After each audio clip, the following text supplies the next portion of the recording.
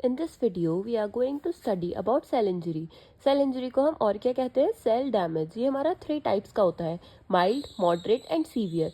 इसको हम कैसे डिफाइन करते हैं? किसी भी इटियोलॉजिकल एजेंट की वजह से जो हमारे सेल पर स्ट्रेस पड़ता है, जिसकी वजह से हमारे सेल में इंटरनल और एक्सटर्नल चेंजेस हो जाते हैं, तो उसको हम कहते हैं सेल इंजरी। जनरली जो हमारा सेल्स होते हैं बॉडी के, उसमें हमारा इनबिल्ट मैकेनिज्म होता है to deal with changes in environment to an extent. लेकिन कुछ हमारी इसमें कुछ कमियों की वजह से जो हमारा सेल होता है उसमें हमारी सेल इंजरी भी हो सकती है। अगर वो स्ट्रेस हमारा, जैसे इसमें हम डिफरेंस पढ़ेंगे अभी, सेल हमारा बहुत ज़्यादा सीवियर अगर स्ट्रेस है तो उसमें हमारे जो सेल होते हैं उसकी डेथ भी हो सकती है। जो हमारा सेलुलर रिस्पॉन्स होता है स्ट्रेस पे, वो हमारा डिपेंड करता है अपॉन 2 वेरिएबल। पहला आता है हमारा होस्ट फैक्टर, मतलब किस तरह का टाइप ऑफ सेल या फिर टिश्यू इन्वॉल्व है, और दूसरा आता है हमारा factors penetrating to injurious agent, मतलब कितना ज़्यादा किस एक्सटेंट में और किस तरह की सेल इंजरी है। Accordingly various form of cellular responses to injurious agent may be as follows.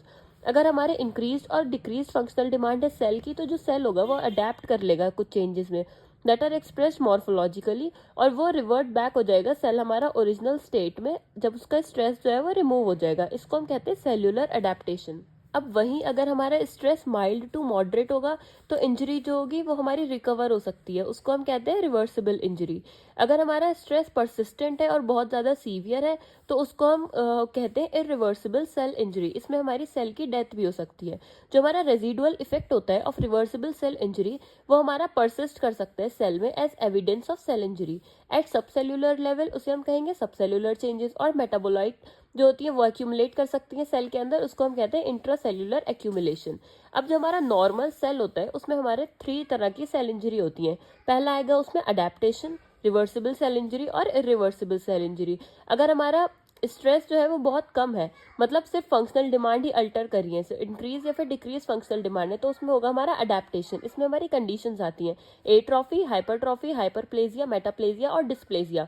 और जब हम स्ट्रेस को रिमूव कर देंगे तो हमारा नॉर्मल सेल रिस्टोर हो जाएगा। अब वहीं अगर हमारा स्ट्रेस माइल्ड टू मॉडरेट है तो उसमें हमारी रिवर्सिबल सेल इंजरी आएगी। इसमें क्या होता है? हमारा डीजेनरेशन होता है, सब सेल्यूलर अल्ट्रेशन होता है और इंट्रासेल्यूलर एक्यूमुलेशन होता है।